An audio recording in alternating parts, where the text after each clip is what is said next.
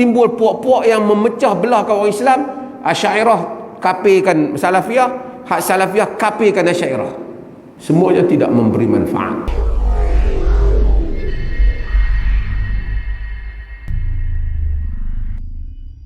Apakah pandangan berhubung dengan khilaf dalam mazhab-mazhab akidah sehingga ada yang menuduh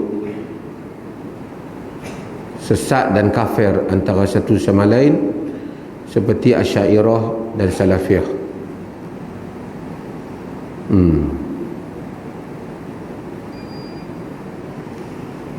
Pertama, tuan-tuan,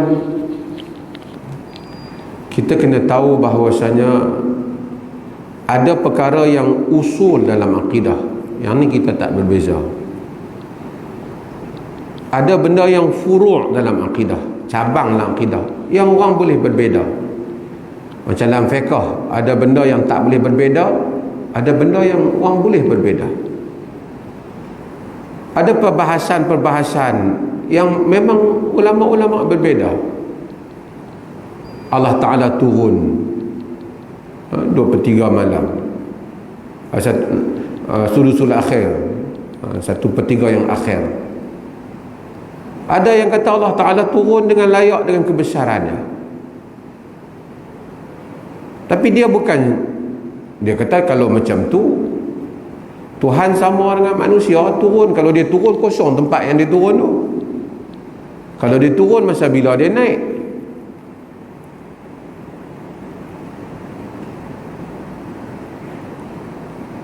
Itu kata mazhab yang tak setuju. Mazhab yang kata turun, dia kata, kenapa kamu kata macam tu? Sebab kamu bayangkan Allah tu macam manusia. Kalau dia turun, tempat tu jadi kosong. Macam mana manusia turun? Sebab dalam kepala kamu ada tajsim dan tashbih.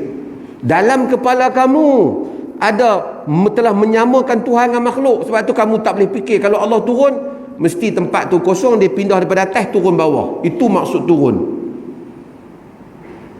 Maka kamu yang mempunyai tashbih dalam fikiran kamu, lalu kamu kata orang lain yang tashbihkan Tuhan. Jadi dua mazhab. Dia kata no, tak boleh. Kalau kata turun, dia jadi macam manusia. Kalau turun bila naik? Kalau Allah turun bila dia naik? Kalau kamu tanya macam tu, susah. Nanti orang akan tanya juga, kamu percaya tak Lailatul Qadar? Lailatul Qadri khairun min alfi syahr. Tanazzalu malaikatu war-ruh. Malaikat dan ruh Jibril turun. Kalau dia turun di Malaysia baru tengah malam. Sehari tempat lain pula masih duduk siang, baru nak malam. Masa bila dia turun, masa bila dia naik? Tapi turunnya itu tak sama dengan turun yang kita faham. Macam hadis jariyah, ni pun salah hatta di kalangan so-called Salafiyah. Bukan maksud Tuhan itu di atas, tapi ulu Allah Ta'ala. Kena alam syahadah, alam kita, dan alam ghaib Allah Ta'ala ni tak sama dengan kita. So semua tak bolehlah nak samakan Allah dengan makhluk. So ada dua mazhab. Satu tak mau, tanzih. Dia kata kalau buat macam tu nanti pemikiran manusia jadi keliru. Yang kedua kata kalau yang keliru tu sebab hampa keliru daripada awal. Kalau hampa daripada awal start fikiran hampa Allah tak sama dengan makhluk, macam mana pun dia tak sama, kita mendengar, dia mendengar kita tak sama dengan mendengar dia, kita melihat, dia melihat dia tak sama dengan melihat kita. Dia turun tak sama dengan makhluk turun. Tidak bermakna kalau dia turun tempat atas turun ke bawah, tempat atas jadi kosong, maka berlaku intiqal mahal. Itu lain, itu makhluk. So ada dua, ada Asy'ariyah, ada Maturidiyah dengan khilaf dengan Asy'ariyah. Ada mazhab salaf, hatta di kalangan salaf itu sendiri ada yang mentakwilkan, ada yang tidak mentakwilkan dalam beberapa. Semua mereka di dalam itar ahlul Islam. Semua mereka ahlul qiblah, ahlul syahadah. Bahkan untuk lebih luas, semua mereka itu ahlus sunnati wal jamaah. Mutaakhir ini, sebelum tu pun ada timbul puak-puak yang memecah belah kaum orang Islam. Asy'ariyah kafirkan Salafiyah, hak Salafiyah kafirkan Asy'ariyah. Semuanya tidak memberi manfaat dalam furu' akidah yang seperti ini. Mungkin kita kata akhta', salah, tapi bukan sampai mengkafirkan, kerana kesemuanya bermaksud tanzih. Kesemuanya selagi mana menyatakan laisa kamislihi syai'. Hatta ulama-ulama dalam tradisi ilmu, mereka yang seperti Al-Imam Az-Zamakhsyari, Al-Imam Az-Zamakhsyari, Jarullah Umar Az-Zamakhsyari, Mu'tazilah, tapi Imam Ibn Hajar takhrijkan hadis-hadisnya dalam Al-Kashaf. Al-Qadi Abdul Jabbar, Mu'tazili. Ada yang dinasabkan dengan Qadari.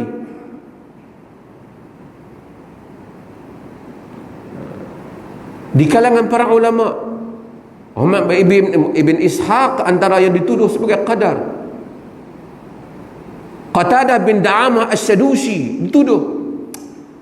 Kalau kita nak main macam tu, menyesatkan, tak ada faedah. Kita kata dia punya pendapat, kita tak setuju. Ni punya pendapat, kita setuju. Yang ni kita tak setuju. Dalam hadis Bukhari yang selalu saya sebut ulang, tuan-tuan, Nabi SAW cerita satu orang lelaki yang bila dia nak mati, dia rasa dia berdosa banyak dah. Dia minta supaya anak-anak dia bakar dia. Idza mittu fa ahriquni thumma adhanuni thumma dharuni fir rih. Kalau aku mati, bakar aku, tumbuk mayat aku ni bagi halus. Summa dharuni fir rih, kemudian pi tempat angin kuat tu, lepas abu mayat aku tu supaya mayat tu bertebaran.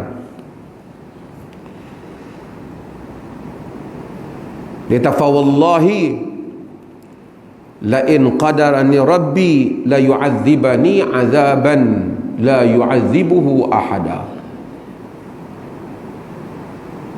Demi Allah, kalau Tuhan dapat tangkap aku, dia azab aku yang mana dia tak azab siapa-siapa pun macam tu.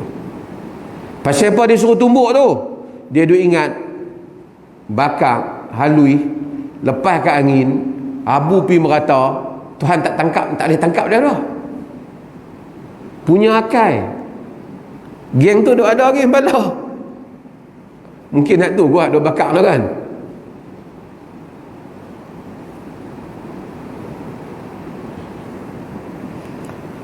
Dalam hadis dia kata falamma mata fu'ila bihi dhalik. Bila dia mati, anak-anak dia buat macam tu, dilakukan pada dia seperti itu. Bila dia mati, ambil, buang. Lepas pada tu Allah Subhanahu wa ta'ala perintahkan bumi supaya bumi himpun dia. Fajma'i ma fiki min. Allah perintah kat bumi, himpunkan debu dia tu. Bumi pun perintah, fa fa'alat fa idza huwa qa'im. Bumi pun buat, tiba-tiba dia berdiri depan Tuhan. Tuhan himpunkan dia. Dia nak lari dengan Tuhan, Allah himpun dia. Nak lari mana Tuhan Allah Ta'ala?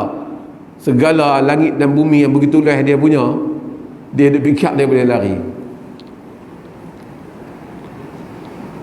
Allah tanya dia dalam hadis sahih,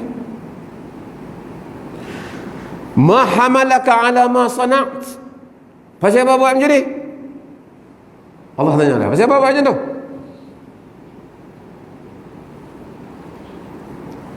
Qala ya Rabb khasyatuk.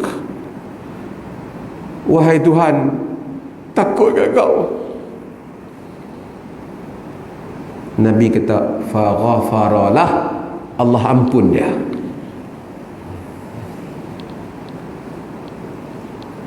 Hadis ni menimbulkan iskal. Hadis ni menimbulkan persoalan. Macam mana Allah ampun dia? Dia ni ada masalah akidah yang serius ni. Apa masalah akidah dia yang serius? Dia duk sangka Tuhan tak boleh tangkap dia. Dia syak. Dia tak beriman pada kudrat Tuhan yang maha berkuasa. Dia rasa dia boleh lari dan lepas daripada Allah Ta'ala. Apa lagi masalah dia ni? Cuma yang ada kepada dia satu benda. Ada apa? Takut Allah. Ulama-ulama bahas hadis ni. Al-Khattabi, Ibn Taymiyah sebut, Ibn Qayyim sebut, banyak Ibn Hajar sebut dalam Fathul Bari. Dia kata punca dia, sebab dia ni tak ada orang ajak dia akidah yang betul.